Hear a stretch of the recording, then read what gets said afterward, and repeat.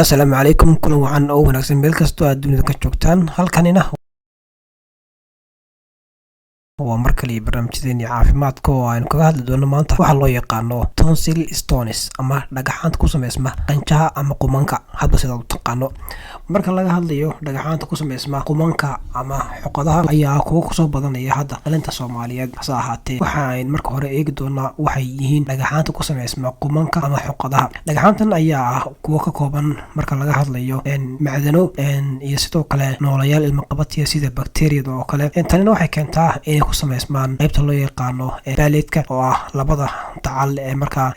carabka qaybtiisa dambe si kastaba ahaatee adaba khatar ugu jira marka laga hadlayo in qofku ay ku dhacaan tan inta badan waxa uu sabab noqon kara infekshanada ama caabuqyada ku dhaca dhuunta oo kale waa ay sabab noqon karaan haddii marka qofku ay ku soo noqdaan oo laga daweyn waayo dhagaxaanta ku sameysma xoqadaha ama qumanka ayaa sidaan sheegnay waxa ku jirta bakteeriya taas oo marka ku tahaaran marka laga hadlayo guud ahaan marka la eego qaabkooda sare waa kuwa marka siibanaya oo aad moodo inay leeyihiin saliid marka qofku ay ka soo baxaan waxaan sheegnay inay macdan ay ku jiraan macdanaha waxa kamid ah calcium salt salaano kale macdana kale iyagoo marka ku jira dhagaxaanta marka qumanka ama xoqadaha inta marka laga yimaado inta badan waxay ku jiraan oo dhagaxaantaasi laga helaa qaybta loo yaqaano plantain tonsils oo marka labada dhinac ee marka qaybta ugu dambeysa carabka marka laga hadlayo dhagaxaantan xoqadaha ama qumanka ku sameysma xajmigoodu intee ayuu leeyahay waxa lagu qiyaasaa miisaankooda inuu leeyahay 1.3 gram ilaa 42 gram marka eegto waa kuwa marka aad u yar xajmigoodu yahay mid marka fudud oo marka ahayn kuwa marka qof inta badan uu dareemi karo gaar ahaan marka qofka ay soo dhaafayaan calaamadaha lagu garto ama astaamaha maxaa kamid ah inta badan qofka isagu marka leh dhagaxaanta ku sameysma qumanka ama xoqadaha ma laha calaamado lagu garto hase yeeshee waxa kamid ah calaamadaha inta badan la tilmaamo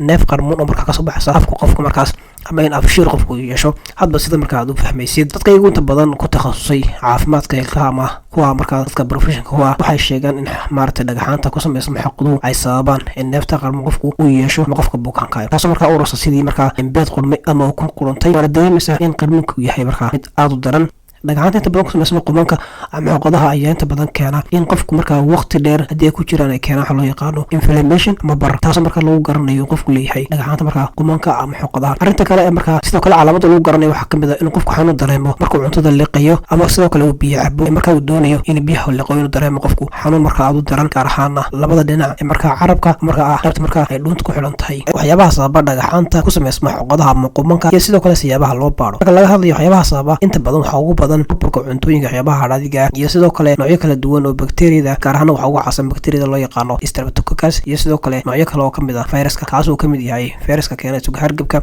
ama duriga waxa loo yaqaano influenza virus inta marka laga yimaado waxyaabaha sababa dhagaxaanta ku sameysma qumanka ama xoqadaha waxa la sameeyaa in lagu baaro radiology ama raajo taasoo markaa tusaysa qaabka iyo sidoo kale sameysanka dhagaxaanta ku sameysma xoqadaha ama qumanka siyaabaha loo daweeyo dhagaxaanta ku sameysma xoqadaha ama qumanka inta badan waxa la doorbidaa in qofku isticmaalo daweynta guriga kaasoo markaa ku luqluqanaya iyo midhaxle iyo sidoo kale in qofku si iskiisa ka soo saari karo dhagaxaanta maadaama yihiin kuwa la arki karo iyadoo markaa taxadir badan la muujinayo inta marka laga yimaado haddii qofka dhibaato caafimaad ku hayaan gaar ahaan xajmigooda aad u weynaado dhagaxaanta waxaa la soo jeediyaa in la sameeyo qalliino marka qofka laga soo saarayo taasoo dhici karta in dhammaan laga wada saaro xoqadii ama qumankii iyo sidoo kale in qayb kamid laga soo saaro marka laga hadlayo dhagaxaanta qumanka ama xoqadaha haddii qofka laga daweyn waxay keeni karaan inay isu bedelaan in marka ay bararaan qanjihii ama xoqadihii taasoo marka keeni karta inay noqdaan xaalada loo yaqaano guud ahaan marka laga hadlayo 10% inta badan waxay keenaan sidaan sheegnay xanuunada ku dhaca marka qanjaha ama qumanka sidoo kale dhagaxaantan waxay ku badan yihiin dayarta marka loo eego carruurtu ay yihiin marka kuwa dhif iyo naadir ku ah tani kula dambe ku maasantiin dhageysigeena nabadgeliyo